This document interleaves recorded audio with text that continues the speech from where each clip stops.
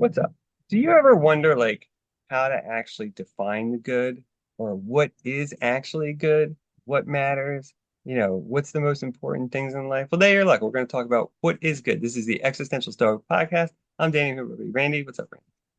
Yo, Danny. So, do you have like a clear definition of the good? It depends. Not really. I kind of think it's a sliding scale. So I think that, I would love to believe, my ego especially would love to believe that what I think is good and what I think is bad. But like I kind of know, at least logically, that what's good for me is not necessarily good for someone else. Yeah, it's an interesting one too because I was thinking about this because like if you ever look at any philosophy, especially ethics, you'll see especially like a lot of ethicists, one of the things they'll try to do is define what's intrinsically good for like what's good in itself first, or what do we seek for its own sake. A lot of times that ends up being like happiness or something, or like the flourishing life, whatever. But the idea is if that truly has value, then you can kind of use that as a starting point to then develop a system of ethics that could theoretically apply to all people, right? If all people could value this thing or should value this thing, right? So, it's interesting because so much of our life is defined by our values. And, our choices are all dependent on that, how we plan our life, how we envision our future. It's all dependent on those values. And like, it's interesting to think that a lot of us probably don't have a clear conception of it or even they think about that often. I think a lot of problems are caused by people wanting everyone to believe what they believe. Like Hitler comes to mind. I've He's read a good example. yeah, Malcolm X's autobiography where he wanted to find the truth and everybody else's truth was wrong except for his truth. And it's like That's all what of happens these though when you things, think you found the truth.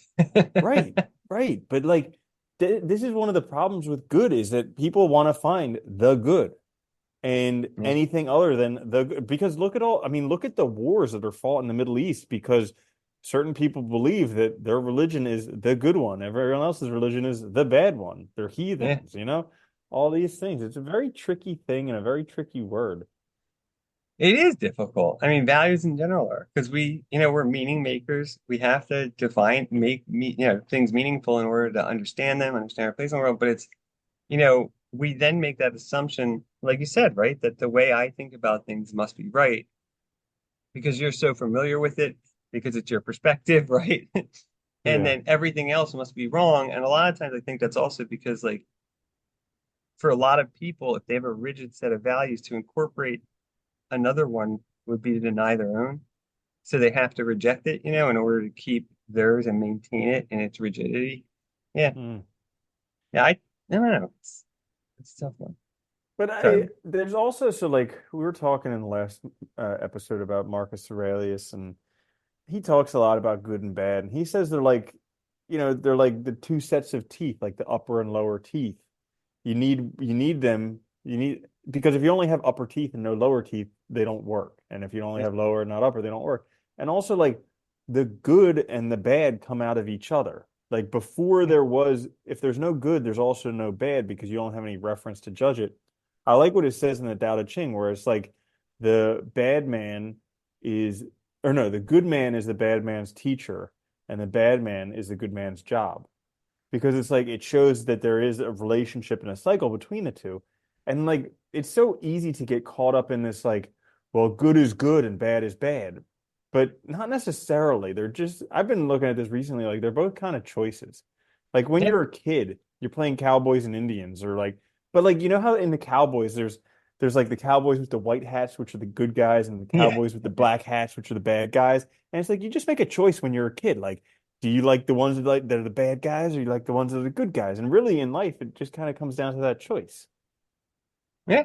And it is all a sliding scale too. There is just a matter of degree between one and the other. And I think like Taoism very much favors that. Like Nietzsche definitely favors something like that too. Like the existentialists are big on that. We're like, looking at these things as like not it's matters of degree. And I think language tricks us because we use language, we use words that are in opposition, right? And then we treat them as if they're like literally distinct entities.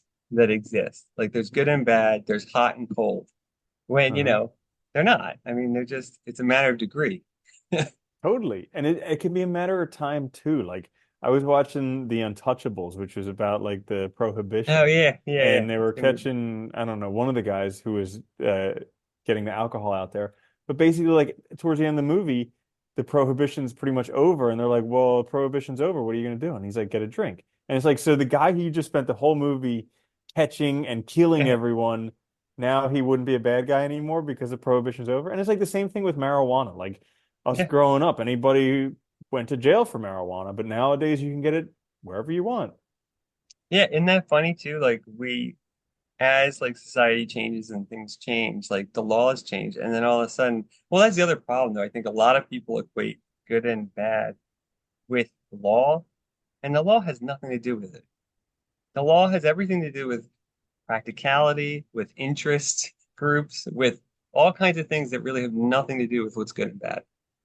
And Yeah. yet we tend to teach it that way. And I think that's the problem too. It makes it really easy to forget that these things aren't these rigid systems, but they're in fact like things we made up, right? They're constructs we made up and that we're living by. And also like uh, it, so like we were talking about this a while ago. I think it's called the attribution error or something like that, where or bias, where like we think that when we do something wrong is because of a situation, when somebody else does something wrong is because of Yeah. their character. And but it's like it's interesting because this whole concept of good and bad, like, especially, oh my God, with the stupid freaking cancel culture, like that whole stupid thing where like somebody could do good their whole entire life and then they do one bad thing and all of a sudden they're a bad person. And it's like, Yeah. maybe that's not their whole entire person. I mean, maybe it is, but Yeah. like, it's just this whole thing of like, I don't know. It's just, I don't know. I Well, don't know what no, I'm your saying, point. Danny. I No, don't know what I'm Aristotle. saying here, Danny. I don't know what I'm talking about. No, Aristotle makes a point like that when he's talking about the good life, and he says, like he raises the question of like, well, how can we say if somebody's life was good? And he's like, well, we have to look at the whole life. One sparrow doesn't make a spring, right? And in the Mhm. same way, you kind of have to look at the whole person. Like one mistake, one bad action, one thing in your past doesn't necessarily make you a terrible person. It might be a sign of a lapse of judgment or some other thing, but we also change over time. People change Yeah. significantly, like so Yeah. it's kind of weird to judge them just on one thing or one thing from the past. Dude, I also think it's nobody's effing business about my life, and it's none of my business about their life, like judging them in terms of right or wrong. Because, like I was saying before, right and wrong is kind of subjective. So, like, what's right for me is not right for someone else, and it comes down to values and what you value in your life. Like, let's say, for instance, you get a promotion at work. Like, a lot of people be like, "Well, that's great, that's awesome. You can make more money, like you have a better title, more power, authority, all this stuff."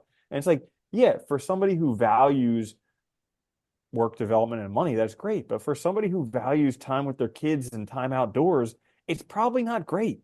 because now they can't spend time with their kids because they're working all the time. They can't go outdoors because they're working all the time. So it's like the same thing can be good or bad depending upon the person's values. And I think the same thing with life, with good and bad. It depends on the person's values. So it should really be more of like a personal type of inquiry into like, am I good for me? And also, am I good for society? And then forget about other people. Let them do them. Yeah. No, I like that. I mean, I think we should have the choice to exercise our own values, and we shouldn't be trying to enforce them on others. And I think a big part of that is also again fear, because you're afraid of, your system's not very stable and you're afraid of incorporating anything else. But I think it's possible to do that and to let people form their own because like you said, I mean, I think the example you gave, the guy, the person at work who might get a promotion, right? And people would love it. It does depend on what you value. And I think that's the other hard thing is like a lot of people struggle in life because we're not clear about what we value. We don't know what we actually want. Like it's, when you imagine your future, like I think a lot of us probably I remember when I was younger, like, you think of the future, you want a big house and money and stuff, but it's so vague and it's not really clear what you actually care about. But as you get older and if you think about it, you can refine it and get clear. And then it starts to kind of give you more insight into how you want to actually plan your life and the choices you make, right? Which I think is important. Because Yeah. I've said it before, Well, like I would never want to trade places with like Elon Musk or Bezos or anything. I would mm-mm. hate it. Yeah. And but knowing that's important because if that's the case, well then I don't want to be there. You know? Yeah. Well, like this whole concept of good and bad, you also have to figure like, why do you even want to be good? Like, because you think you'll be rewarded in heaven? Because you think you're going to have like 17 virgins when you die? Like, what's the reason for being good or the reason for being bad? Yeah, And that's a good I question to think ask that, yourself too, right? Like why? Yeah. mhm. So what are you hoping for now? I think that's Well, also problematic too. Yeah, yeah. I mean, so I mentioned before that I'm doing this mindfulness self-compassion course, which is actually pretty interesting. Has a whole bunch of exercises and stuff we've been doing. And like one of them, I think it was this past week, we were doing something on values. And it was like, what are some things that you value in life? And then which ones are you not taking the time to to do? And we did a little bit of inquiry into that. But it was really interesting because what I found for myself was that like these were things from my it's almost like the me that I had a relationship when I was a child, like before I Yeah. became this big thing living up in my head.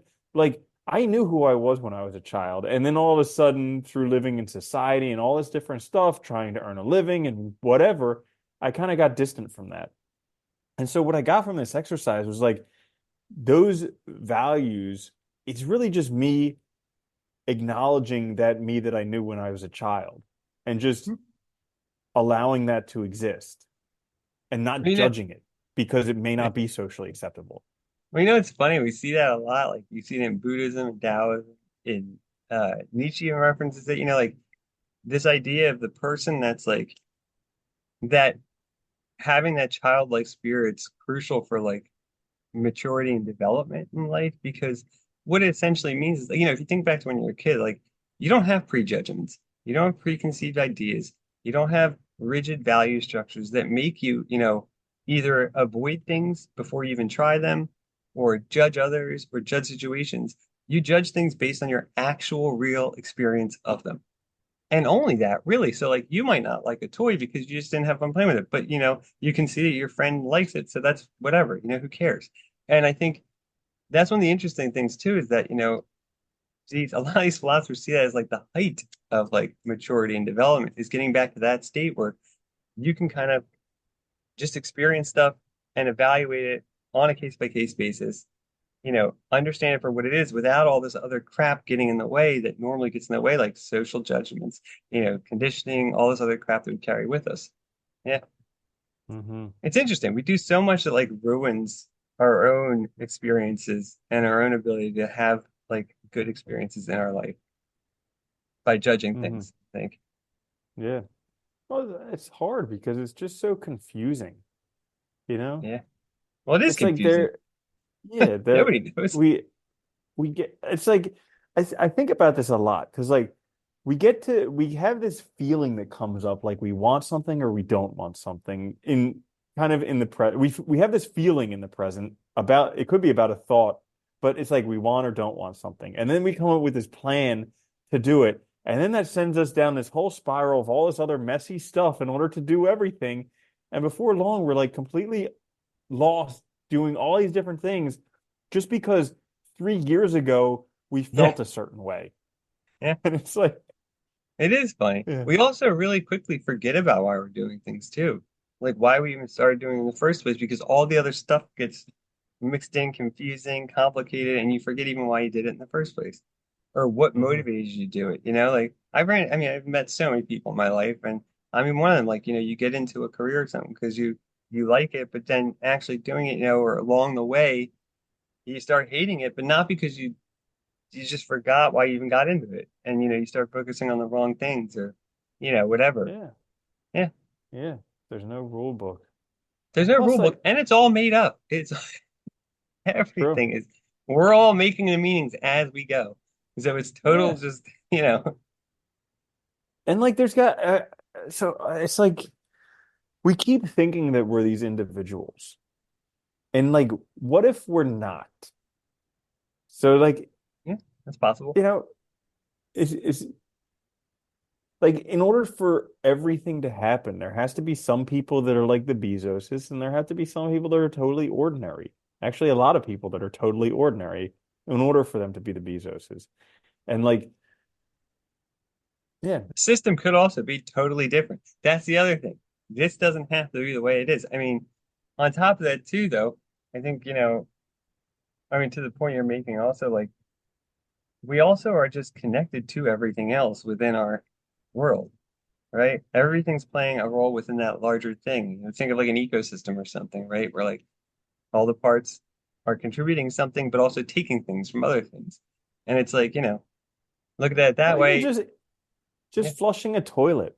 Like we forget about all that went into making that happen, like the people who made the toilet and the people who plumb the pipes and the people who make sure that the water goes the places it's supposed to go. And And it's treated you know, and all this. Yeah. Yeah. yeah, Yeah. There's a lot involved in everything.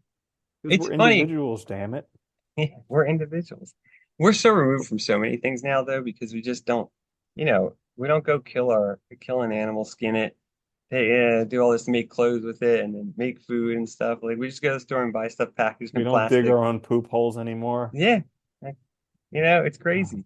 It is really weird, though. I mean, when you think about it that way, like we have a lot of free time to do other things, pursue other things, but we also forget all the other stuff we depend on all the time.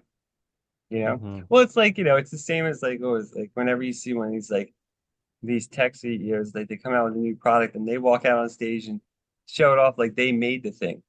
And it's like Hmm.